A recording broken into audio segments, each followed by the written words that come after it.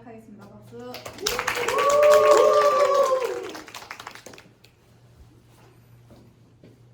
안녕하세요. 40대 학회장이었던 김유찬이라고 합니다. 반갑습니다. 오늘은 이제 클린 코드에 대해서 세미나를 해볼 예정이고요. 혹시 클린 코드라고 들어보셨나요? 방금 들어봤습니다. 대출 삭삭 코드. 클린 코드라는 유명한 책이 있어요. 클린 코드는 사실 책 이름이에요. 클린 코드라고 해서 이제 로버트 C 마틴이라는 사람이 되게 예전에 적어놨던 책이 있고요. 요거는 이제 구판이고 신판 책도 있어요. 신판에 이제 한글로 쓰여 있는데 이제 그 내용을 오늘은 좀 강의를 해볼까 합니다. 그래서 원래 풀네임은 클린 코드 핸드북 오브 에자일 소프트웨어 크래프트맨십이고 이 책은 자바로 쓰여 있어요.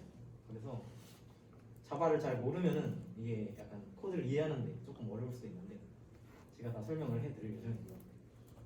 챕터는 1장부터 17장 있고 부록이 A부터 C장까지 있어요. 그런데 저희 이 강의는 챕터 17만 그것도 되게 일부분만 강의를 할 예정입니다. 그래서 여기가 챕터 목차고요. 이제 1번부터 이제 1번은 클린 코드가 뭔지 대한 개론들과 2번부터 이제 2번은 이제 어떻게 변수랑 이런 걸 명명하는지, 3번은 이제 함수, 4번은 주석 이런 식으로 계속 하나하나 자세하게 여러 가지 어떻게 클린하게 코드를 짜는지에 대해 설명을 해주고요. 그러니까 이제 코드를 원래 처음에 짜면은 이제 막 뒤죽박죽 짜고 지멋대로 짜다가 나중에 또 고치려고 하면 지금까지 코드를 어떻게 짰는지 기억도 안 나고 이거 무슨 소린가 싶기도 하고 그러다 보니까 유지 보수도 안 되고 또 점점 망가진단 말이죠. 이게 저희 대학생 수준에서 작성하는 코드는 또 그런데 실무에 가서도 이제 코드의 양이 방대해지면은 더 이제 유지 보수가 힘들어지고 하는 문제점이 있어요. 그래서 그런 애초에 처음 코드를 짤 때부터 어떻게 바꿔야 하는가 그리고 유지 보수를 또 어떻게 해야 더 깔끔하게 할 수 있는가에 대한 전체적인 내용을 알려주는 책이라고 합니다. 책이 정말 코딩계에서 굉장히 중요한 바이블이라고 하는 정말 유명한 책이에요.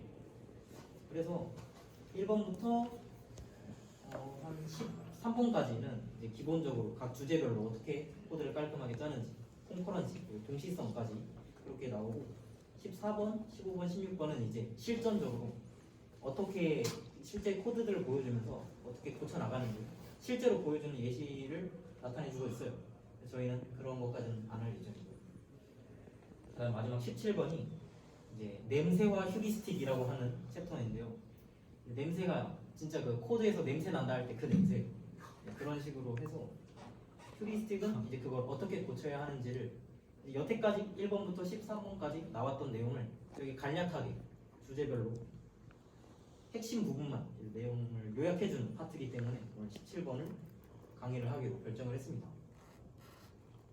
그래서 냄새와 휴리스틱 챕터에는 이제 C 코멘트 주석 내용이 5개, 그 다음에 개발 환경 내용이 2개, 그 다음에 함수 내용이 4개, 그 다음에 일반 내용이 36개, 그 다음에 자바 내용이 3개, 그 다음에 표준 명령이 7개, 그 다음 마지막 테스트 개발 테스트 환경이 9개 이렇게 있는데 그 중에서 저희는 이제 다른 건 필요 없고 지금 노란색으로 쳐져 있는 것만 강의를 할 예정입니다. 다른 거는 조금 여기서 하기에는 좀 어려운 내용, 그래서 좀 다른 내용들이 있어서 이렇게만 하기로 하고 그러니까 총 지금 제가 지금 52개를 가르칠 예정이에요. 세미나 시간이 얼마나 있을지 모르겠는데 천천히 한번 빠르게 한번 해볼게요. 이제부터 이것만 이런 내용만 쭉 나올 거고 먼저 주석부터 가볼게요. 주석. 자, C1 자 부적절한 정보. 그래서 주석을 적을 때는 이제 좀 쓰잘데기 없는 내용은 적으면 안 돼요. 저희가 이제 코딩할 때 주석을 막 한글 막 적잖아요. 엄청 적고 때로는 코드보다 주석이 더 많을 때도 하는데 이 책에서 강조하는 내용은 주석은 정말 최소한만 써 아니면 쓰지 말라 이렇게 얘기를 하는 편이에요. 그래서 주석에 대해서 먼저 첫 번째는 이 코드의 변경점이라든지 아니면 이 코드를 누가 적었는지 그리고 언제 마지막 수정했는지 이런 내용들 이런 건 다 필요 없어요. 이런 거는 저희 기터브가 알아서 해줄 거고요. 이런 내용은 적을 필요 없습니다. 그리고 두 번째는 구닥다리 코멘트, 구닥다리 주석들은 필요가 없어요. 쓰잘데기 없는 것들을 그런 거는 바로바로 삭제를 해주시면 되고요. 최대한 주석의 개수는 적게 해주는 게 좋아요. 다음에 3번 그냥 반복되는 주석이. 예를 들어 I 뿔뿔이라는 코드를 적어놓고 그 오른쪽에 I 증가 이렇게 써놓는 거는 전혀 필요가 없다 이 말이에요. 그냥 I를 증가했다는 거 코드 하나만으로 이 코드에 대한 설명이 되는 거지. 이걸 또 굳이 어렵게 표현을 할 필요가 없어요. 밑에 있는 내용은 또 맨날 모든 함수마다 형식적으로 하는 사람들이 있는데 뭐 인자가 셀 리퀘스트고 리턴은 없고 뭐 예외를 어떻게 출력하고 이런 걸 항상 적는데 이런 것도 필요가 없습니다. 그러니까 주석은 최대한 적게 쓰는 게 좋아요. 그 다음에 C4번 그다음 가장 그지같이 쓰는 주석들 최대한 주석도 최대한 깔끔하게 최대한 잘 쓰는 게 제일 중요하죠. 그러니까 깔끔하게 쓰는 걸 항상 고민을 해야 되고요. C5번이 마지막인데 안 쓰는 코드들을 주석 처리를 해버리는 거예요. 뭔지 아시죠? 이렇게 코드를 싹 쓰다가 이거 지금 필요가 없어 안 쓰는 것 같아. 그러면은 여기부터 여기까지 주석 처리를 해가지고 아예 그냥 전부 다 주석을 해버리는 경우가 있는데 이런 것도 필요 없어요. 그냥 다 지워버리는 거예요. 그런 거는 이제 어차피 기터브가 관리를 해줄 거고요. 그런 내용들은 바로 다 지워버리면 됩니다. 딜리트 기시라고 나와 있죠. 다음은 펑션이에요. 함수 내용이 딱 4개 있어요. 첫 번째는 함수에 너무 많은 인자가 있는 경우예요. 인자가 막 3개, 4개 이상 있으면 절대 안 된다고 여기서 강조를 해요. 인자가 뭔지 아시죠?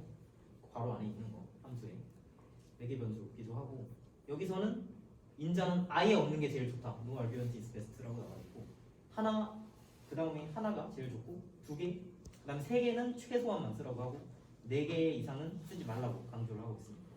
이거에 대한 자세한 얘기는 그 펑션 챕터에 안에 들어있는데 궁금하면 나중에 책을 한번 구입해 보시는 걸 추천드리고요. 두 번째는 출력 인수라는 얘기입니다. 출력 인수라는 얘기는 잘 모르실 수도 있는데 그 인수 안에 당연히 원래는 입력 인수만 들어가야겠죠. 인풋이 들어가서 이 인수를 가지고 장난질을 해야 되는데 출력 인수가 함수에 들어가서 그 인수에다가 출력을 해서 반환을 해버리는 그런 경우가 있어요. 그런 경우는 최대한 자제를 해야 돼요. 인수에는 무조건 인풋 인수만 들어가야 합니다. 세 번째는 플래그, true, false가 들어가는 인수고요. 이제 불리언 변수가 이제 함수에 들어가서 여기에 true면은 뭘 하고 false면 뭘 하고 이런 코드를 작성할 수 있는데 그런 것도 최대한 피해야 합니다. 그런 거는 아예 함수를 분리를 하는 게 좋아요. true일 때, false일 때. 그 다음에 네 번째는 dead 펑션인데 그냥 아예 안 쓰는 함수들이죠. 안 쓰는 함수들. 애초에 이 펑션을 실행하지도 않는 거는 과감하게 지워버리는 게 좋고요. 이렇게 끝났고 이제 이 핵심인 일반 코드에 대해서 한번 얘기를 해볼게요. 첫 번째는 한 소스 파일에 많은 언어를 쓰면 안 된다. 저희 수준에서는 막 그렇게 쓸 일은 없을 것 같은데 이제 좀 실무적으로 가보면 당연히 영어도 쓰는데 자바스크립트라든지 HTML이라든지 XML이라든지 이런 거를 다 한 코드에서 작성할 경우가 있어요. 이런 거는 최대한 하시면 안 됩니다. 최대한 적은 언어로만 사용을 해야 되고요. 다음에 두 번째는 이제 여기 밑에 바로 나오는데 The Principle of Least Surprise라고 하죠. 최소 놀람의 법칙인데 코드는 항상 예상한 대로 작동을 해야 돼요. 그냥 딱 이 코드를 읽자마자 한 줄 한 줄 깊게 해석할 필요도 없이 직관적으로 이해를 할 수 있어야 돼요. 그래서 밑에 있는 코드를 보면은 day는 daydate.string to date하고 입력을 dayname을 맞죠. 이러면은 이 함수 이름은 그냥 string to day잖아요. 그러면은 딱 이 string to day라는 걸 보자마자 이 코드는 monday라는 스트링을 입력 받으면은 이 day.monday라는 이놈이 바로 나와야 되겠구나. 이런 거를 그냥 직관적으로 이해를 할 수 있어요. 바로 지금 코드 안을 뜯어보지 않아도 바로 저렇게 이해를 할 수 있죠. 이런 식으로 항상 코드는 직관적으로 코드만 막 주석도 필요 없이 이해를 할 수 있어야 합니다. 다음은 이제 경계 조건인데요. 3번은 그런 거 있잖아요. 항상 어디부터 어디까지라고 하면 이 끄트머리들 이제 경계 조건들이 항상 있는데 그런 예외들을 항상 신경을 써줘야 합니다. 그리고 네 번째는 이제 안전하게 짜라는 얘기인데 저희는 그렇게 상관이 없을 것 같긴 한데 예를 들어 저 밑에 써있는 시리얼 버전 UID라는 거를 이제 코드에서 항상 관리를 하고 맨날 바꾼다 이런 식으로 쓰면은 굉장히 위험하기 때문에 그런 것도 항상 신경을 써야 하는 게 좋습니다. 다음 5번은 중복이에요. 중복 방지. 이 책에서 제일 강조한 내용이고 한명에도 써있죠. This is one of the most important rules of the book이라고 써있고 중복은 최대한 제거를 해야 합니다. 그래서 여기 써있는 게 첫 번째 제일 흔한 폼은 그냥 무식하게 같은 내용의 코드들이 어디든지 반복되어 있는 그런 코드들이고 그런 거는 이제 함수를 쓰든지 클래스를 쓰든지 해서 중복을 제거를 해줘야 하고요. 그 다음에 또 미묘한 폼 중에 하나는 다른 코드들인데 항상 if else문이나 스위치 케이스문을 항상 똑같이 비슷비슷한 거를 항상 이제 여러 개를 배치를 할 때가 있는데 그런 것도 다형성 배우셨죠? 다형성을 이용해서 최대한 제거를 해줘야 하고요. 그것도 아니다 하면 뭐 여기서 템플릿 메소드나 스트래티지 패턴을 쓰라고 하는데 그건 궁금하시면 한번 검색을 해보시는 거 추천드립니다. 간단하게 얘기하면은 상위 클래스에서 그냥 앱스트랙트를 사용해서 최대한 추상화를 사용하는 폼이고요. 그런 식으로 해서 중복을 최대한 제거를 해주시는 게 좋습니다.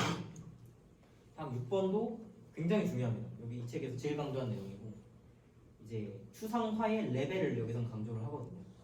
추상화라는 게 비슷한 내용들을 이제 여기 보면은 예를 들어 스택이라는 게 나와 있는데 여기서 하나 이상한 게 보일 거예요. 바로 뭐냐면 팝이랑 푸시는 당연한데 퍼센트 풀이라는 메소드가 하나 있죠. 보이시나요?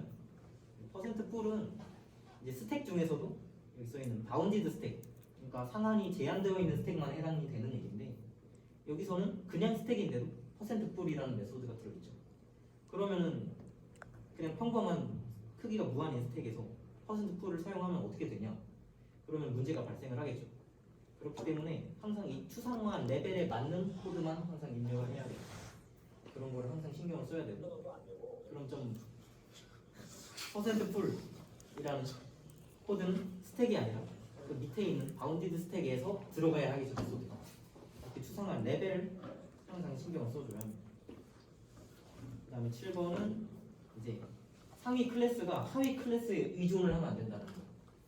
상위 클래스는 하위 클래스의 존재 자체를 몰라야 해요. 아예 하위 클래스가 있는지도 몰라야 하고 하위 클래스만 상위 클래스를 항상 신경을 쓰고 있어요. 그렇기 때문에 이제 상위 클래스가 하위 클래스를 의존하면 절대 안 된다 라는 내용이 나와 있고요. 다음 8번은 TMI, 이제 쓸데없는 내용들을 여기다가 막 다 담으면 안 된다는 내용인데 여기 보면은 이제 최대한 클래스나 아니면 변수의 개수를 줄여라 라고 나와 있어요. hide your data라고 나와 있죠. 그래서 여기서는 그런 내용을 강조하고 있어요. 응집도를 높이고 결합도를 낮춰라 라고 나와 있는데 이제 최대한 이미 써먹었던 변수나 함수를 최대한 많이 써먹고 쓸데없는 코드를 최대한 줄여라 라는 얘기를 강조를 하고 있습니다. 그래서 정보를 최대한 감춰라 라고 나와 있고 상위 클래스에서도 최대한 이제 정보를 감춰야 되겠죠. 자세한 내용들은 하위 클래스에서 이제 보충을 해줘야 되는 그런 느낌입니다. 9번은 그냥 데드 코드라 해서 실행하지 않는 코드는 그냥 다 지워버려라 이런 거 간단한 내용이고요. 그 다음에 10번째는 이제 수직적으로 이제 지금 썼던 메소드나 변수는 최대한 가까운 데서 써야 된다는 얘기예요. 수직적으로 코드에서 수직적으로 가까운 데서 위치를 해야 한다라는 내용이고요. 이제 예를 들어 프라이빗으로 선언된 함수는 이제 아까 썼던 그 위치에서 최대한 가까운 위치에 이제 함수가 있어야 하고요. 코드가 돌아가는 데는 상관이 없지만 최대한 가까운 데 있어야 이 코드가 처음 보면은 어디에 설명이 되어 있지 싶으면 이제 최대한 가까이 내려가 보면 아 여기 있구나 라고 생각을 할 수 있을 정도로 수직적으로 가까운 위치에 해야 합니다.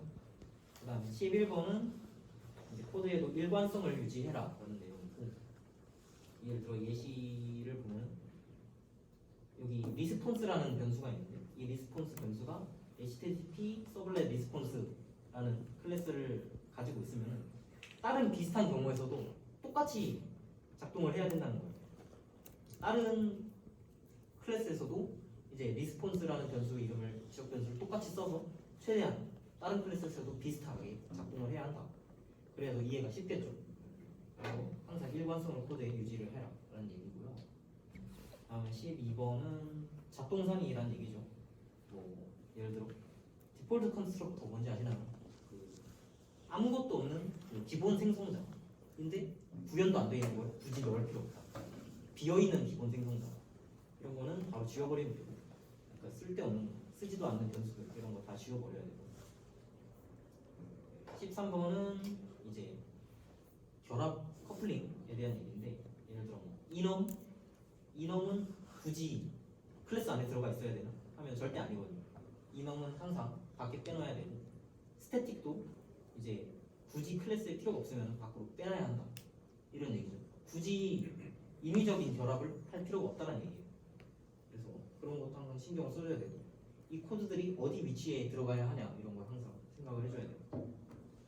그럼 14번은 이제 기능 욕심이죠. 그래서 여기 보면 코드가 보이실지 모르겠는데 좀 침침하죠? 보이시나요?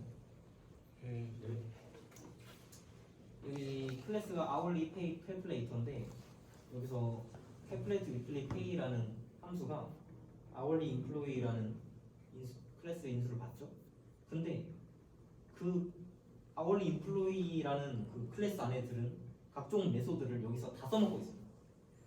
그러면은 이거는 명백한 기능 욕심이죠.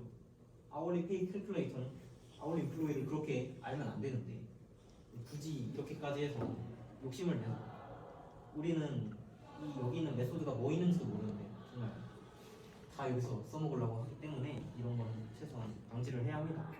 그래서 밑에가 좋은 예시인데, 이러라고 있는 게 this예요. this가 이럴 때 쓰라고 있는 거거든요. 그래서 이 인플로이를 미리 인스턴스로 선언을 해주고 this를 써서 이제 여기서 이제 내 인스턴스를 만든 다음에 그 다음에 써라라는 얘기가 되겠죠. 이렇게 기능은 욕심을 내면 안 된다라는 얘기가 있고요. 다음은 아까 함수에서도 나왔던 얘기인데, 불리언을 인수로 쓰면 안 된다는 얘기입니다. 선택자 인수라는 얘기인데, 위에 예시를 보면 오버 calculate weekly pay인데, 이게 그냥 알바비를 받냐 아니면은 야간에 알바비를 받냐, 야간 수당에 대한 얘기인데, 야간 수당이면 1.5배를 받는 그런 코드죠. 근데 오버타임을 인수로 받아가지고 트루면은 1.5배를 하고 펄스면은 1.0배를 하고 이런 식으로 코드를 짜면 안 된다는 얘기예요. 항상 코드는 분리를 해서, 여기 밑에가 좋은 예시를 한번 보면은 오버타임 보너스라는 메소드가 있죠. 그러면 0.5배를 해서 더 더한다 이렇게 간단하게 짤 수 있는데, 이걸 굳이 한 함수에 우겨 넣을 필요가 없어요. 그래서 스트레이트 페이, 오버타임 페이를 이렇게 나누는 모습을 볼 수 있고요. 다음은 옵스큐어트 인텐트, 그냥 모호한 의도죠. 이렇게 아까 그 내용 그대로요. 이거 그대로인데 이렇게 이따구로 쓸 필요가 없죠. 최대한 의도를 명백하게 밝혀라는 얘기가 되겠고요.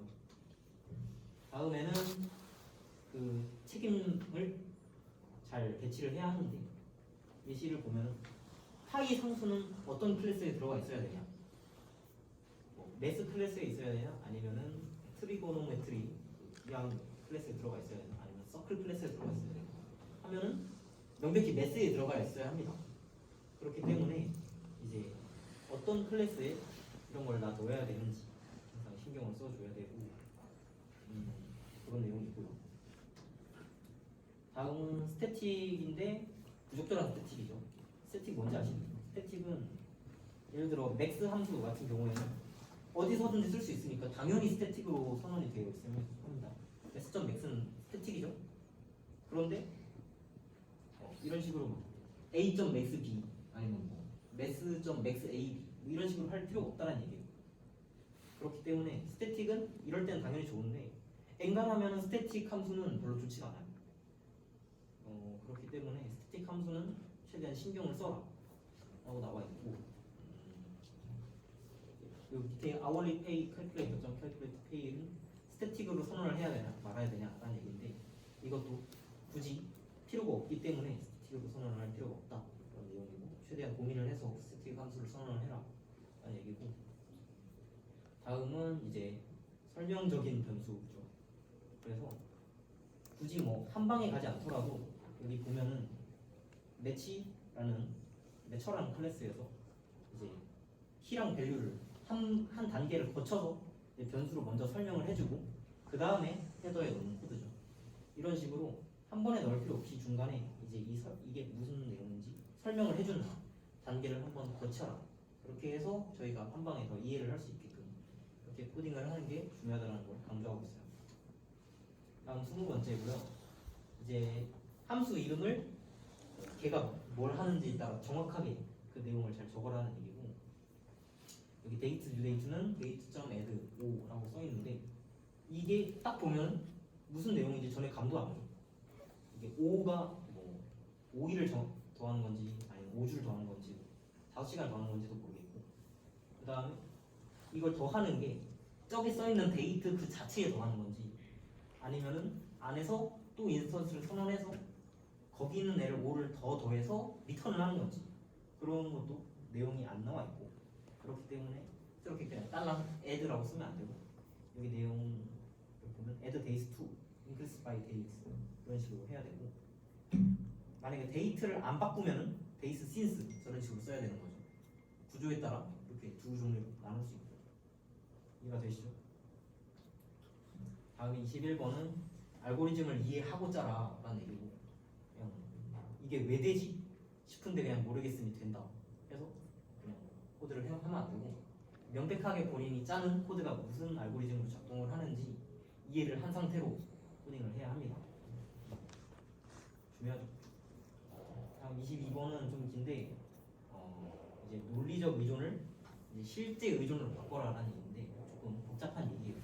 이걸 해야 될까 말까 싶긴 한데,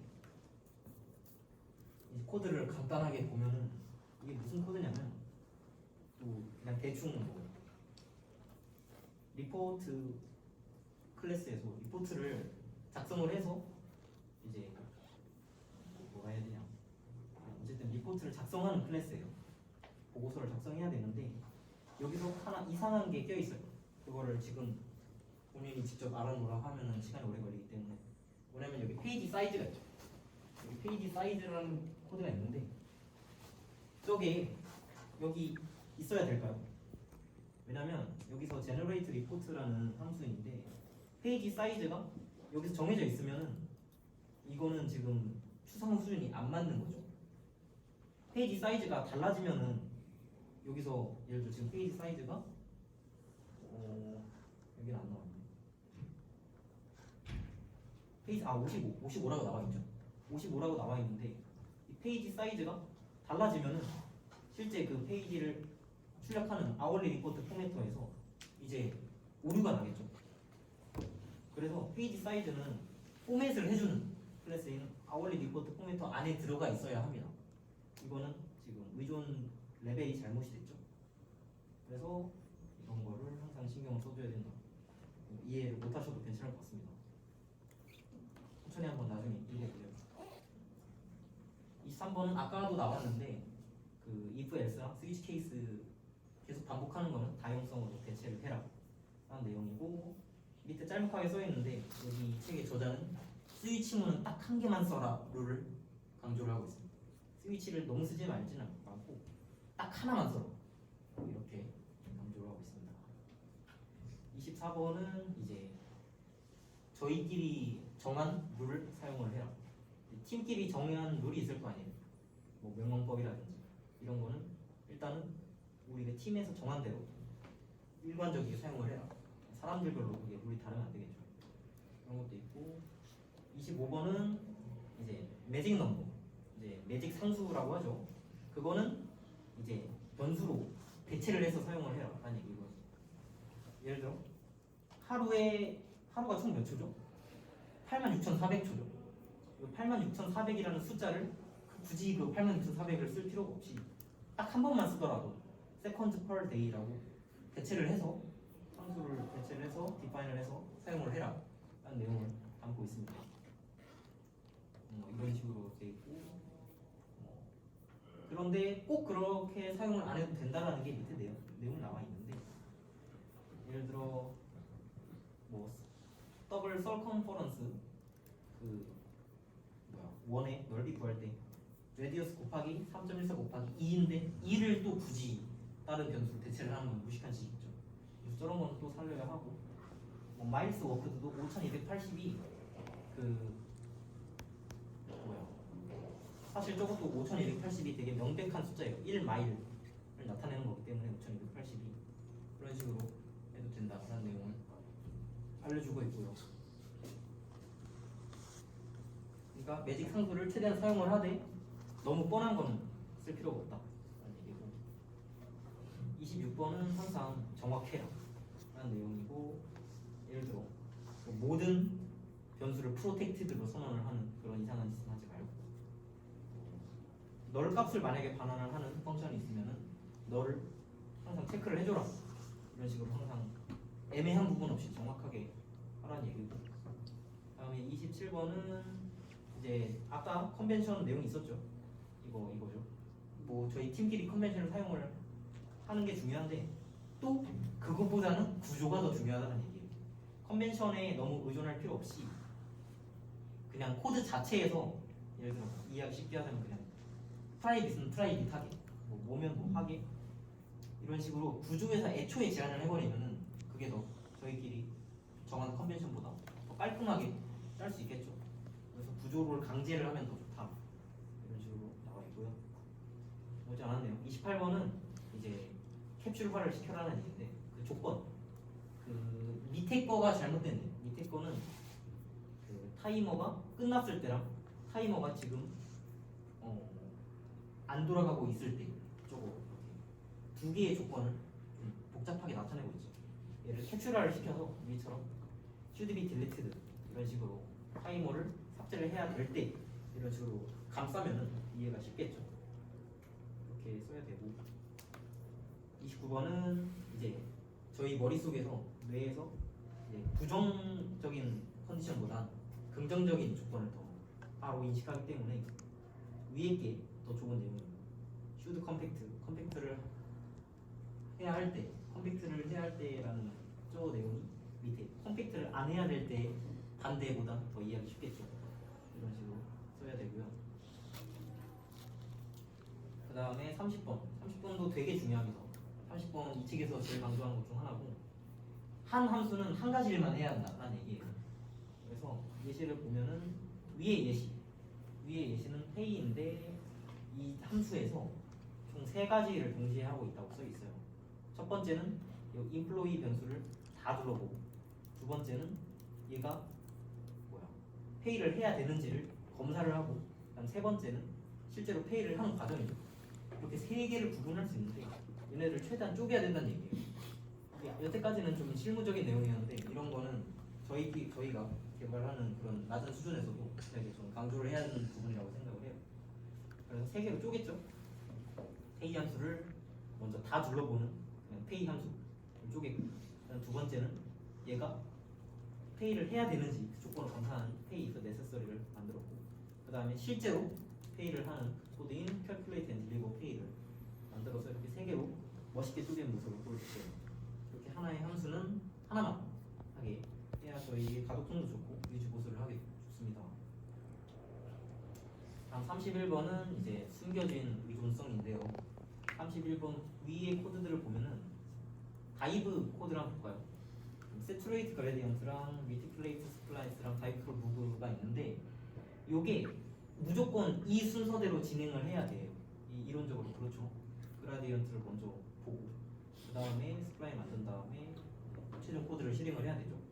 이게 시간적 의존성인데 만약에 코드를 실행을 하다가 지금은 상관이 없는데 나중에 고쳐야 될 때가 있는데 지금 시간적으로 의존을 하기 때문에 이 코드 순서를 바꾸기만 해도 에러가 날 거예요.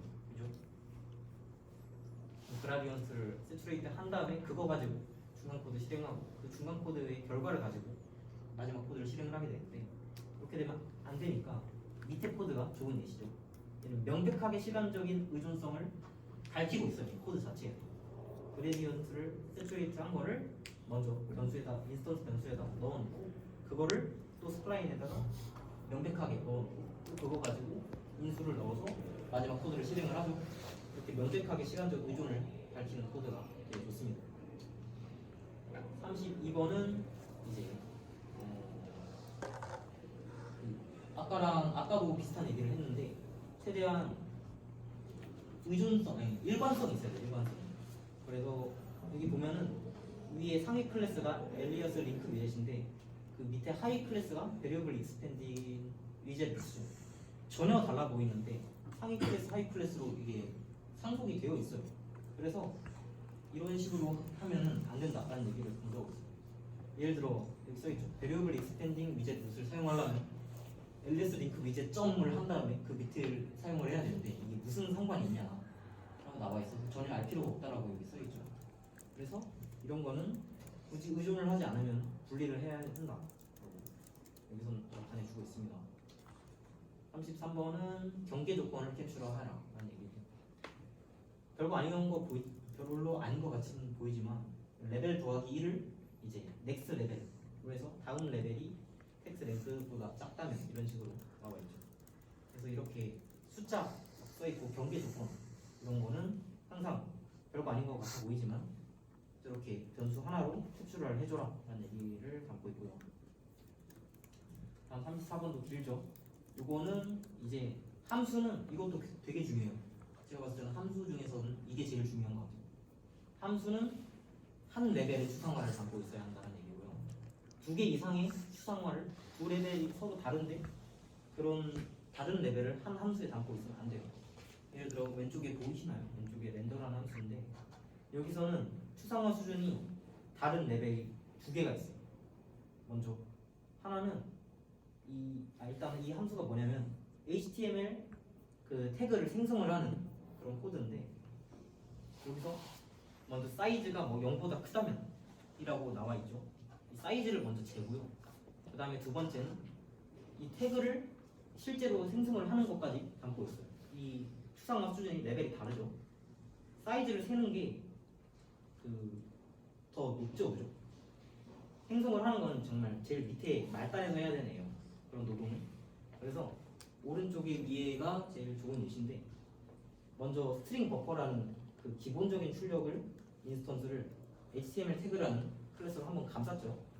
이것도 캡처라 좋은 예시고 그 다음에 엑스트라 데시스가 0보다 높다 이런 식으로 나와 있는데 이런 식으로 한번 추상화를 감싸고 그 다음에 왼쪽에는 그 실제로 HTML 태그를 생성하는 코드가 뭐 어펜드 해가지고 나와 있는데 그런 거는 add attribute라고 하나 이렇게 감싸고 이제 사이즈 재는 것도 hr 사이즈라는 추상화를 거친 하나의 코드를 만들어서 그렇게 코딩을 했죠. 그렇게 서로 분리를 해냈습니다.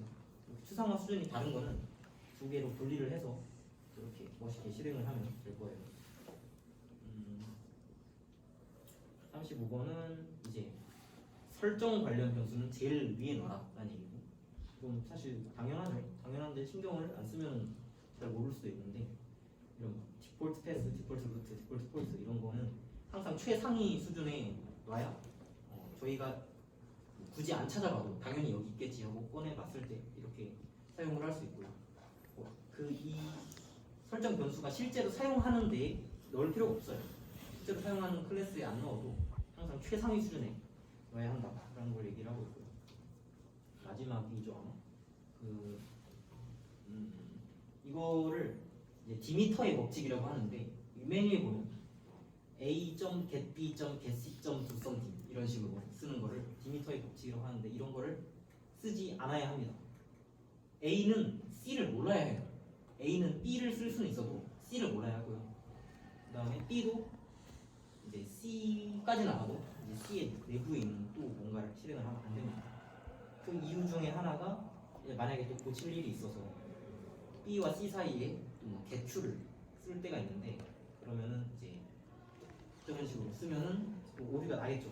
그렇기 때문에 이런 코드는 방지를 해야 되고 애초에 그렇지 않게 짜야 합니다. doSomething은 밑에 이렇게처럼 그냥 직관적으로 딱 한 단계만 거쳐서 사용을 해야 합니다. 다음 마지막 명명법 N이고요. N1은 이제 가장 이해하기 쉽죠. 명백한 이름을 사용해라 나와 있는데 이 위에 코드들을 보면은 이 코드가 뭔 코드인지 알 수 있을까요? 전혀 모르겠죠. 저희 같은 경우는 백분 같은 거 풀 때 막 적다고 짤 때도 있는데 저런 식으로 짜면 안 되고 이제 밑에 코드를 보면은 위에랑 똑같은 얘기예요. 단지 변수 이름만 달랐어요. 한번 볼까요? 딱 보기만 해도 이게 무슨 내용인지 알겠죠? 저도 지금 딱 보면은 뭐 프레임 10프레임까지 볼링 공을 굴려가지고 스트라이크면은 뭐 어떻게 하고 스페이면 어떻게 하고 아니면 그냥 더 하고 이런 식으로 바로 직관적으로 이해가 되죠. 그렇기 때문에 변수 이름은 명백히 직관적인 저희가 봐도 바로 이해할 수 있는 그런 이름으로 정해야 한다라는 얘기고요. 다음 두 번째는 적절한 레벨의 추상화. 이것도 추상화 레벨이죠. 적절한 추상화 레벨을 사용을 해야 한다는 얘기죠. 여기 모뎀이라는 인터페이스를 보면은 뭐 다이얼이나 디스커넥트 샌드 이런 메소드들이 있죠. 근데 이 모뎀이 예를 들어 USB 커넥션을 사용하는 스위치의 포트 넘버를 연결할 때는 어떻게 해야 되냐? 그러면 다이얼이 아니죠.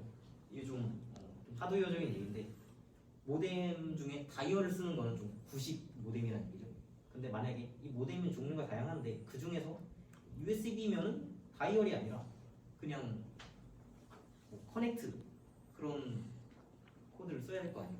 그렇기 때문에 다이얼은 너무 낮은 추상화에 있는 이름이기 때문에 높은 추상화 커넥트라는 거는 이제 저수준 모뎀이든 고수준 모뎀이든 다 다루고 있죠. 그래서 커넥트라는 이름을 다이얼 대신 사용하는 게 좋다라는 내용을 담고 있어요. 세 번째는 이제 이 변수에 좀 명백한 종류가 있으면 그냥 그걸 써라라는 얘기예요. 예를 들어 여기서 데코레이터라는 패턴이 나오는데 데코레이터 모르시는 분이 훨씬 많겠지만 예를 들어 데코레이터를 쓰면은 변수 이름에 그냥 데코레이터를 적는 게 좋아요. 예를 들어 뭐 이해하기 쉽게 뭐 스택이나 뭐 큐 이런 게 있으면 저희가 그냥 흔히 알고 있는 거죠.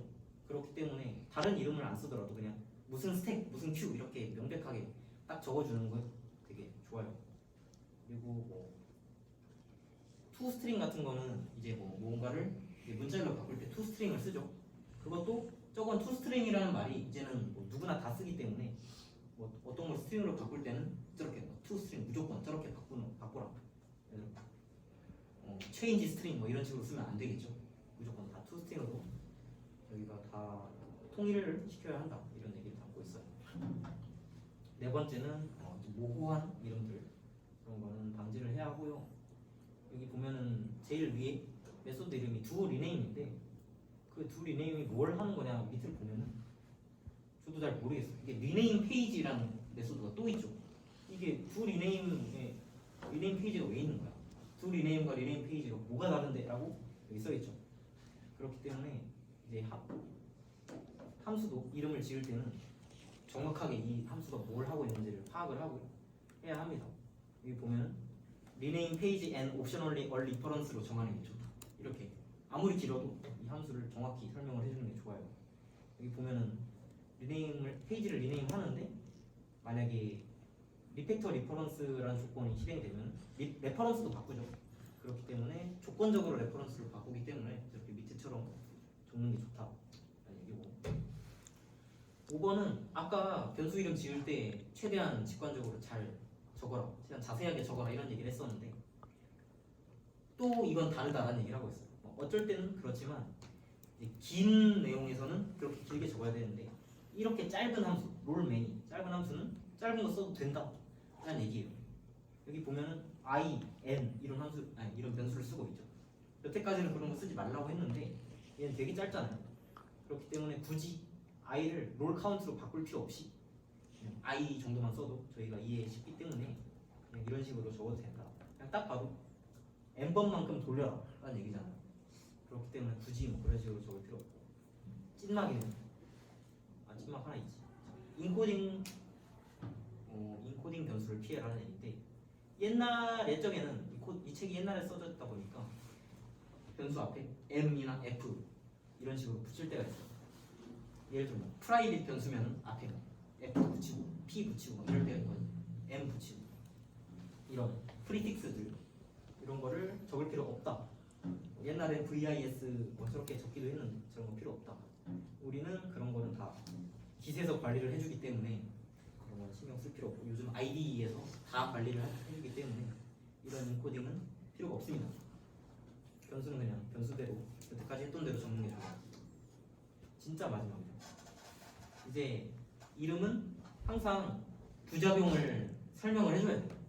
이제 예를 들어 이 함수는 get oos라는 함수인데 이게 정말 get oos만 할까요? 함수 이름만 딱 보면은 그냥 oos를 반환하겠지 라고 생각을 했는데 사실상 함수를 뜯어보면 만약에 oos가 널이면 새로운 os를 만들죠.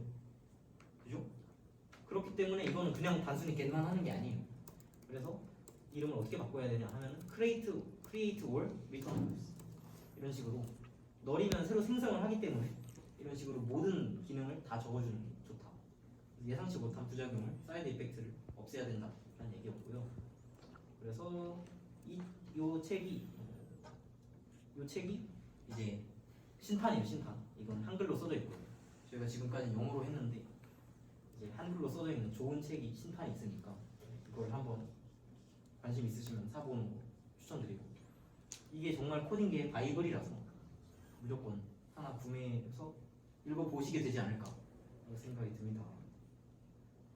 그래서 마지막으로 이 17챕터의 마지막 결론에는 뭐라 써있냐면 여기 써있는 게 다가 아니라고.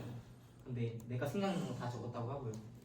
그래서 여기 있는 거 말고도 물론 이거를 다 한다고 엄청난 소프트웨어 크래프트맨이 되지는 않지만 그렇다 하더라도 여기 있는 걸 다 익히면 좀 도움이 될 거라고 써져 있고 실제로는 이런 거를 근본으로 해서 실제 훈련을 거쳐봐야 실제로 코드를 짜봐야 완벽하게 이해를 할 수 있을 것이다 라고 마지막 줄에 나와 있고요. 그다음 맨 마지막에 더 보이스카우트 룰이라고 나와 있는데 저거는 1장이 적혀있어요. 1장. 근데 이게 클린 코드란 책에서 제일 중요하게 강조하는 원칙이라서 설명을 해보면 보이스카우트 룰은 보이스카우트 올 때 우리가 왔던 것보다 더 깨끗하게 해서 나가자라는 얘기예요. Leave the campground cleaner than you found it. 그죠? 그래서 항상 유지 보수나 코드를 고칠 때 저희가 처음에 봤던 코드보다 항상 더 깨끗하게 고친 상태로 나가자라는 얘기를 담고 있고요. 이렇게 항상 코딩을 신경을 써서 클린하게 만들어라 라고 하는 게 클린코드 에자일 소프트웨어 장인 정신이라는 책의 핵심 골자였습니다. 이렇게 해서 발표를 마치도록 할게요. 감사합니다.